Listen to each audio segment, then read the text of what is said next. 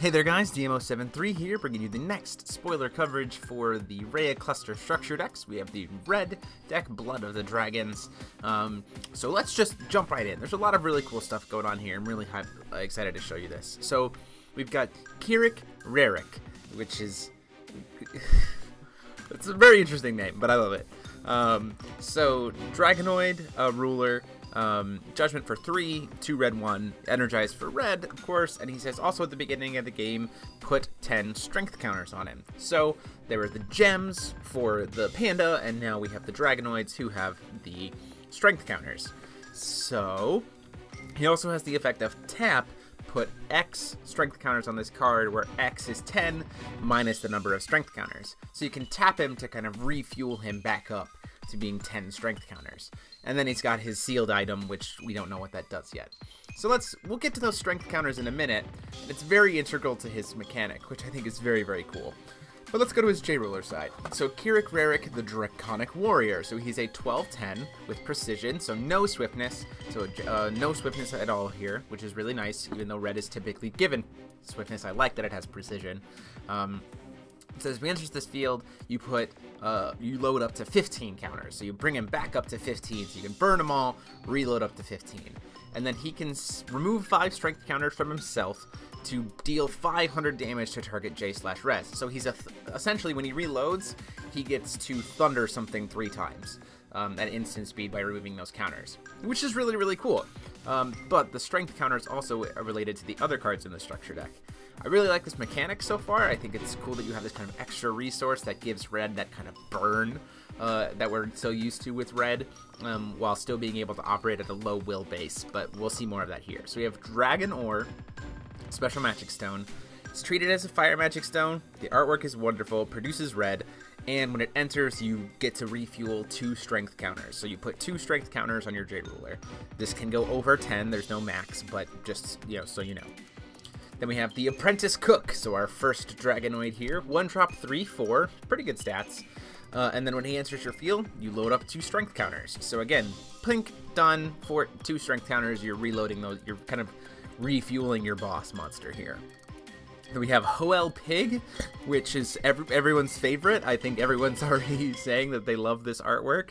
The pigs of Mount Hoe are our favorite delicacy, so we want to eat it. Nobody else wants to get eaten. So it's a 4/3. Banish this card, recover your ruler. So why is this effect good? So this effect is good because of the fact that Kirikou can tap himself to then refuel your strength counters. So this is a way to help you kind of continue doing that without sacrificing your stone calls. So you can like tap for stone, banish this guy, recover, tap, refuel your strength counters. So lots of cool stuff like that. This also says that you can say tap for stone, banish this guy, recover, then do judgment. And also this says that this recover your ruler regardless of, what ruler it is. So this is a card that could see potential play splashed into other red decks. I do like the fact that it just says ruler, not J/. So this means that you can't like spam attack with your J ruler, which again, I think is good balancing. Then we have the first super rare, Elia Rua, the Combat Chef, 3-drop, 8/8, that just says tap to recover your ruler. So this is a repeatable recovery for your ruler that again helps with that fueling and has that same balance of it's just your ruler, not your J ruler. Really happy about this card. I think this card is definitely integral to his capability, and we're really seeing the fact that refueling those strength counters is a big portion of what Kirikou is supposed to do. Now we have the Mad Boar of Mount Hoe. It is an uncommon 2-drop 7/3. It's got swiftness, it's got bloodlust, so it has to attack every turn if able, and it's got first strike. So this is super relevant if you consider the fact that your J-Ruler is going to be able to do thundering to stuff.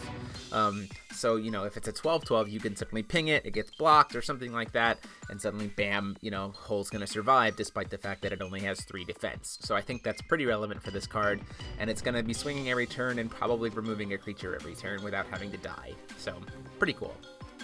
Next up, we have the Asaurus Hoe. So not only do we have lizards and pigs, but we also have dinosaurs, which is awesome. I just love the theme here. So 2-drop 6/6. When it enters the field, it deals 300 damage to target J/res. So it enters, it pings something for some damage. It has to ping something, so if it's the only thing on the board, it has to ping itself. So that's, you know, the flavor text, be wary of burns, is for itself too. But you think about it, if something, you know, you play a turn 1, your opponent plays a turn 1 that only has 300 defense, you can play this, ping that creature out of the way, and then swing in with your 1-drop. That's the aggression that red is kind of known for. Pretty cool. Doesn't have swiftness or anything, it's just a little fun enter effect that I think is, again, very, very balanced with that basic stat line. Next up, we have Kirikou's partner. So, Kirikou obviously didn't really have wings, but he needs to be able to, you know, get in the air and stuff to fight. So he's got his partner, who is a dragon, not a Dragonoid. So 3-drop 6/6 with flying. When it enters the field, you can put target Battle Arts chant from your graveyard into your hand, and of course, your J-Ruler gains flying, which is pretty relevant, I think. Being able to give J-Rulers flying without dealing with Interdimensional Vessel Apollo, the Regalia, which will rotate out, I think is going to be pretty relevant, and definitely could see some play, especially since it's only 1 red and not two red. And then we'll talk more about the battle chants as we get there. So it's going to probably be like Ancient Magics. Next up, we have our second super rare, and the artwork for this is amazing. So it's the Dragon of Mount Hole, 4-drop, 15/15, which is insane. It's got flying. It can't attack unless you remove 2 strength counters. It can't block unless you remove 2 strength counters. And for 2 red, it can ping something for 300 damage. So again, it has insanely high stat line for a 4-drop, but it's got a cost to swing and it's got a cost to block. So again, if you want to keep using it, you need to keep refueling those strength counters. This is super relevant, and I think is an excellent super rare finisher, kind of heavy hitter to go along with this mechanic. I'm really, really excited about this. And for those of you who don't know, DMO73 stands for Dragon Master 073, so the fact that we're getting a bunch of dragons and Dragonoids, and it's super cool. Just really like that. Nerd out there for a moment. But let's get into our spells. So we have our Battle Arts chance. So this is 2 Burning Awakening. It's our first Battle Art. For 2 red, it's got Quick Cast. As an additional cost, you remove 5 J strength counters, and you pump something up +10. +10. So you just go, okay, this is huge. There's your damage. So again, this is where that aggression is coming from. So we're not seeing a lot of swiftness, but we are seeing these things that just make the damage when it does connect that much more powerful. And it just really, really connects and hits pretty hard, which is awesome. Now keep in mind, these guys are Dragonoids, so this will affect with like Ryula and stuff like that, because she was in fact messing with Dragonoids too, and there were some other spells. So I'm seeing red-white Dragonoids being a possible thing. Hellflame, we have 1 red, it's a quick cast. As an additional cost, you can remove up to X strength counters from your J-Ruler. It deals that much damage to target J/res. So, again, this is where that refueling your ruler could be super alpha. This could be a 2-drop burn spell, 1-drop burn spell, a 10-drop burn spell, whatever, based on how many strength counters you want to burn. I think that's really cool. It's a really situational burn spell that you have to keep your resources managed, which I think is something that Red's never really had to do supremely a lot before. So I like the fact that we're seeing this mechanic kind of come in.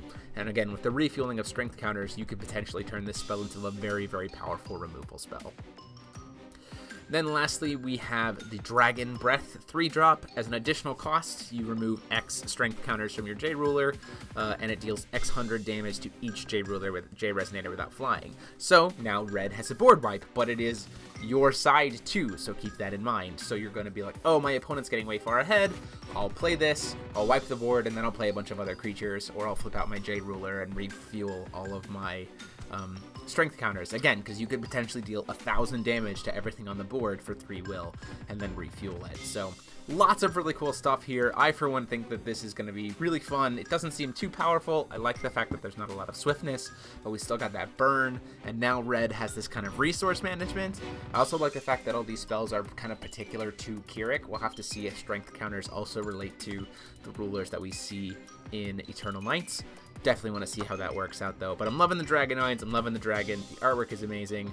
Super huge fan of all this stuff. But let me know what you guys think. Do you like it better than Space Panda? Do you think this is a silly mechanic, an awesome mechanic? Are you going to buy the structure deck or pass on it? Let me know what you guys think. Go ahead and leave a comment down below. Share it out with all your friends so they can make sure to stay updated on the spoilers. And subscribe so you can be in touch when spoilers come out, as well as feature matches and deck profiles. And until next time, this is DMO73 signing off.